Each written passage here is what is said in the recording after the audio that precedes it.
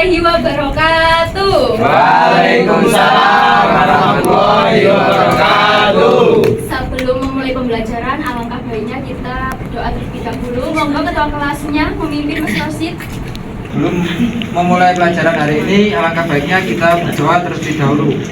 Berdoa mulai. Doa selesai. Nah, gimana kabarnya anak-anak hari ini? Baik. Aku absen terlebih dahulu ya. Ada yang tidak masuk hari ini? Belum tahu. Ada. Siapa? Heru. Ya, Bu. Oke. Tolong serius. Ada lagi? Sudah. Sudah, cuma satu. Oke, terima kasih ya kalian sudah hadir lengkap. Walaupun ada yang satu tidak masuk pada hari ini, semoga diberi kesehatan ya yang tidak masuk. Nah, sekarang kita memulai bab baru yaitu teks biografi. Ada yang sudah tahu teks biografi itu apa? Belum. Tadi Mbak Zizin angkat tangan. Apa Mbak Zizin? Teks biografi adalah teks yang menceritakan kisah hidup seseorang yang ditulis oleh orang lain. Nah, betul. Jadi teks biografi itu teks yang berisi kisah dari seseorang tersebut, tokoh maupun tokoh inspiratif yang kalian kenal ya, atau pengalaman dari seseorang tersebut. Nah, sekarang Ibu mau tanya, ada yang tahu Ki Hajar Dewantara? Tahu. Nah, hari ini Ibu bawa yang namanya timeline kehidupan Ki Hajar Dewantara. Apa tuh? Jadi timeline ini berisi tentang gimana tahun-tahun dari kisahnya Ki Hajar Dewantara. Yang pertama 2 Mei 1889, di mana Ki Hajar Dewantara ini lahir di Yogyakarta dengan nama Raden Mas Suewardi Suejarningrat. Nah, nama aslinya itu ini ya.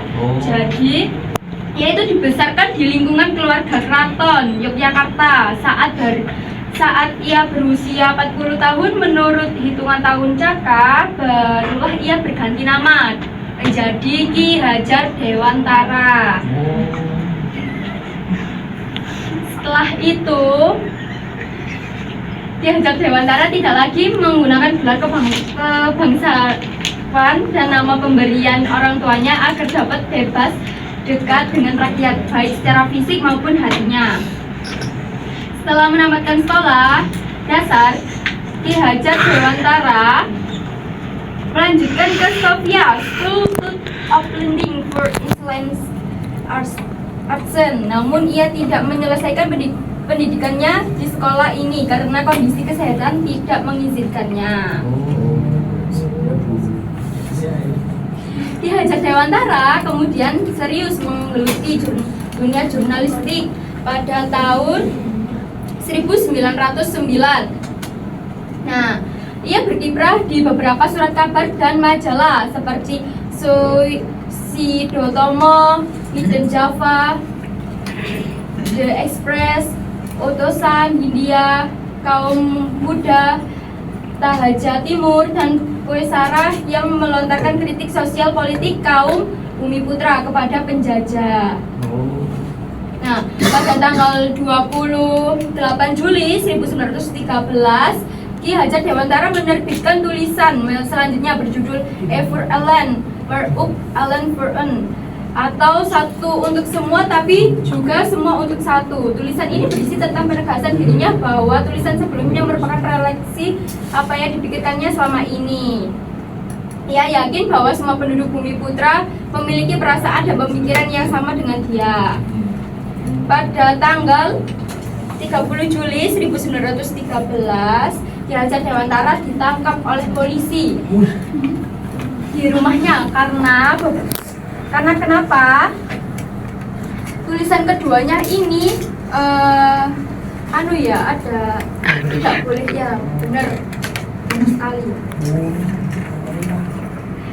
Nah, ditangkap, kemudian awalnya dia itu ditahan di sebuah diasingkan ke Bangka, tapi ia meminta izin untuk tinggal di negeri Belanda sebagai tempat pengasingannya bersama rekan-rekannya. Pada tanggal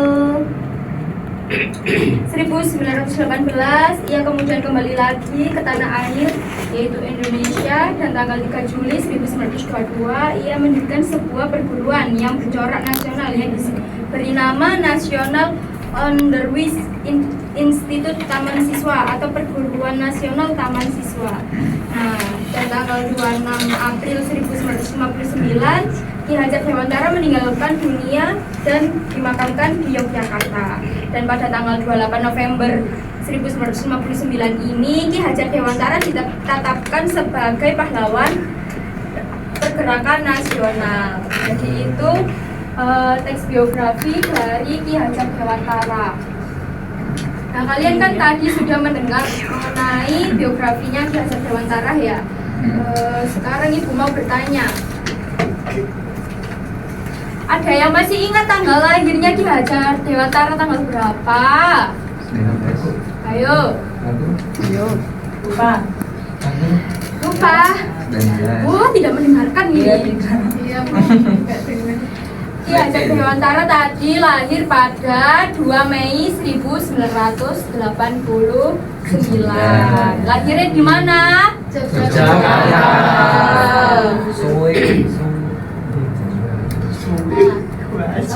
Sudah belajar mengenai, sudah mengetahui teks biografi dari tokoh inspiratif. Nah, Ibu sekarang mau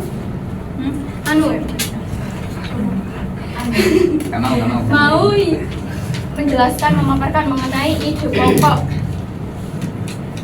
pokok dan ide penjelas. Sebentar. Nah, ide pokok, ada yang sudah tahu ide pokok dan ide penjelas? Nah, apa itu ide pokok, Mbak Sadia? Inti dari suatu paragraf. Ide pokok berisikan hal paling penting yang ingin disampaikan penulis. Ya, betul. Ide pokok adalah sebuah gagasan menjadi pokok utama atau inti sebuah pengembangan suatu paragraf. Lah, bentuk kalimatnya itu bersifat umum. Untuk menjabarkan ide pokok tersebut diperlukan beberapa topik yang rinci atau khusus yang disebut dengan ide penjelas. Nah, ide penjelas itu apa? Ide penjelas itu gagasan yang menjelaskan, mendukung atau merinci ide pokok agar lebih jelas lagi. Nah, sekarang Ibu mau memberikan lembar kerja siswa. Silakan bentuk beberapa kelompok, 3 kelompok, untuk mengerjakan tugas ide pokok dan ide penjelas dari teks biografi Ki Hajar Dewantara.